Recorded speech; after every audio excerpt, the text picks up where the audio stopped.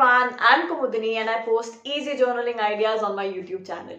Today's video is all about how I set up my planner where I note down my to-do list and other things that I need to keep a track of. So let's quickly dive into it, have a look at how I set up my planner and meet you on the other side. This is the journal that I'm using. I've linked it in my description itself.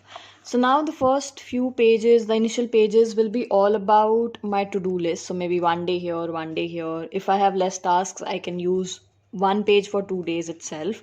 So I have already decorated some of the pages. So all I'll have to do is fill it up with my to-do list. These are some of them. Now some of the major pages which I wanted in my planner are these ones. So I wanted a page where I could write what all content I have to put on YouTube as well as Instagram. Then I have kept pages for story ideas for Instagram as well as content ideas. These content could be for anything, either my website or Instagram or YouTube. And then there is one more page which is for the undated tasks.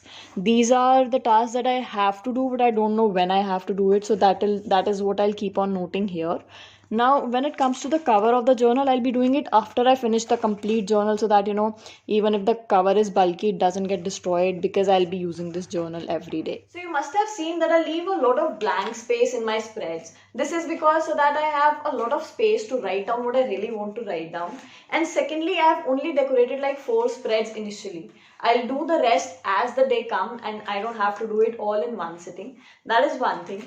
And apart from that, if you have any questions regarding planners or anything regarding journaling, please feel free to put it in the comment section and then do subscribe to the channel so that you find your solution soon.